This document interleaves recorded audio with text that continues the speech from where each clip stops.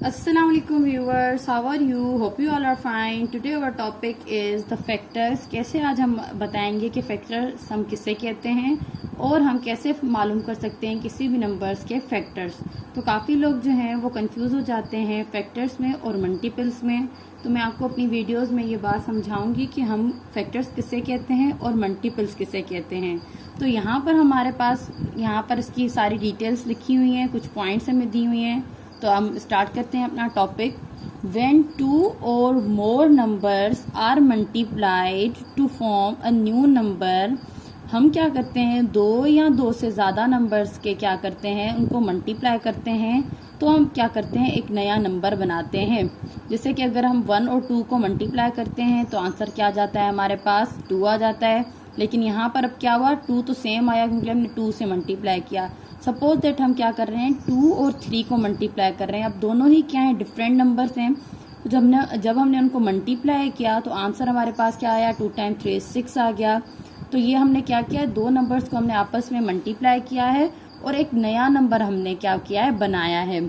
Each of these numbers is known as a factors. जब हम उनको मल्टीप्लाई करते हैं तो ऐसे नंबर्स को हम क्या कहते हैं कि ये इनके क्या हैं, फैक्टर्स हैं ऑफ द प्रोडक्ट की फॉर्म में।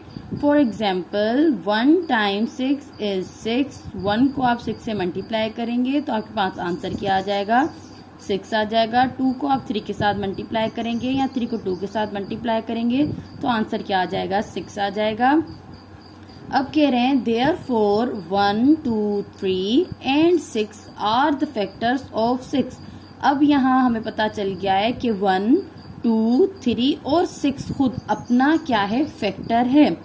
अब आपको ये बात यहाँ पर आगे समझ आती जाएगी कि हमारे पास फैक्टर्स में क्या वही नंबर फैक्टर आ सकता है जो हमारे पास क्वेश्चन गिवन हो। तो देखिए पहला पॉइंट ये है हमारे पास, 1 is a factor of every number. अब ये बात हमने याद रखनी है कि अगर हम किसी भी नंबर के फैक्टर्स फाइंड आउट कर रहे हैं तो उसके लिए हमें याद होना चाहिए कि फैक्टर्स में क्या होगा कि 1 जो है वो हर नंबर का क्या होगा, फैक्टर होगा। क्यों होगा, आप किसी भी नंबर का, अब जब भी हम कोई टेबल पढ़ रहे होते हैं तो टेबल में सबसे पहले हम क्या कर रहे होते हैं, 1 के साथ मल्टीप्लाई कर रहे होते हैं ना किसी भी नंबर को। तो इसीलिए क्या कह रहे हैं कि किसी भी नंबर को अगर हम मल्टीप्लाई कर रहे हैं 1 के साथ तो आंसर वही नंबर ही आएगा। तो हम कहेंगे 1 जो है वो फैक्टर है किसी भी नंबर का। Every number is a factor of itself. अब कोई भी नंबर के हम फैक्टर्स अगर फाइंड आउट कर रहे हैं तो हम कह सकते हैं कि ये क्या है, ये जो है वो फैक्टर है अपनी भी नंबर का, मतलब अपनी ही टेबल का ये फैक्टर्स है, ये भी हमने लिखना है। ये मैं आपको एक और एग्जांपल कराऊंगी तो उससे आपको और ज़्यादा समझ आ जाएगी कि कैसे एक नंबर अपना ही फैक्टर हो सकता है।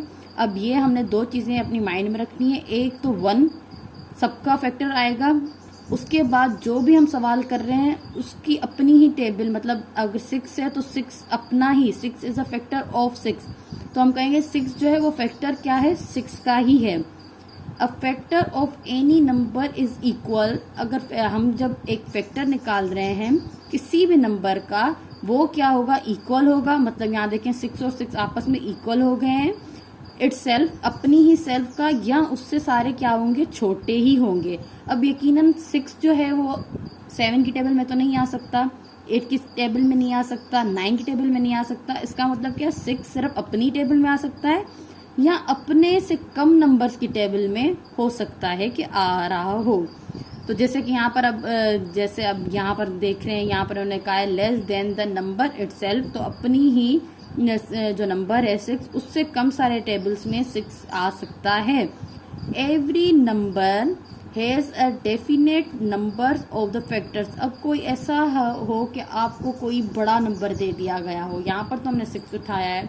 सपोज हम ये करते हैं कि आपके पास कोई बहुत बड़ा नंबर दे दिया गया हो और उसके कह रहे हो कि आपने फैक्टर्स जो है ना हमें फाइंड करके बताने हैं।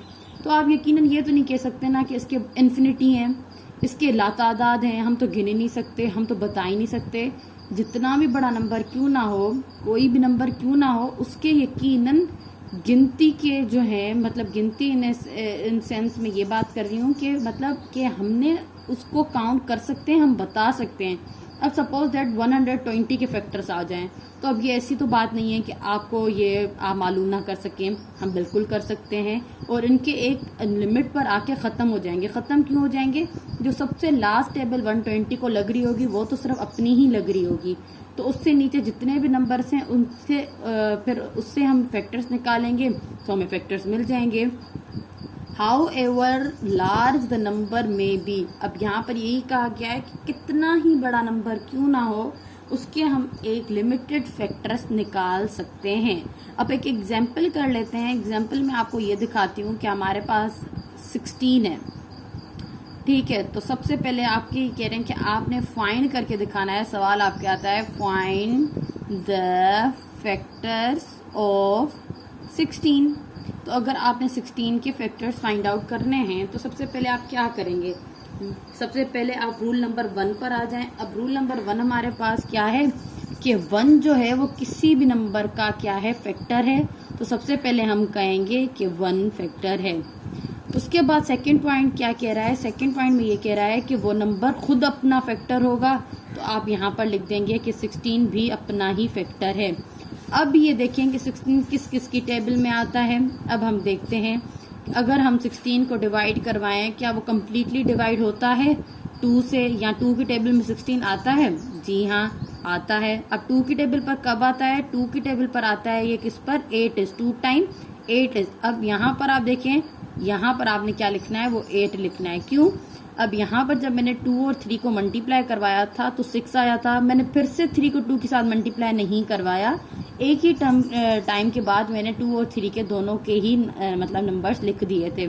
तो यहाँ पर अगर मैं 2 को 8 के साथ मल्टीप्लाई करवा रही हूँ तो मैंने क्या करना है? इसी स्टेप में ही यहाँ पर 8 इसके साथ लिख देना है और यहाँ पर 2 लिख देना है। अब हम देखते हैं कि और ऐसा कौन सा टर्म है जिसमें हमारे पास जो है वो 16 आता है। तो जब हम 4 को 4 के साथ मल्टीप्लाई करवाएंगे तो हमारे पास क्या आ जाएगा? मतलब यहाँ पर इसका कहा जाए कि हमारे पास जो 16 का एक और फैक्टर है वो हमारे पास क्या है? 4 है। फिर आप 6 की टेबल में आए, 6 टाइम जो है 2 इज 12 आ जाता है, मतलब 16 नहीं आता।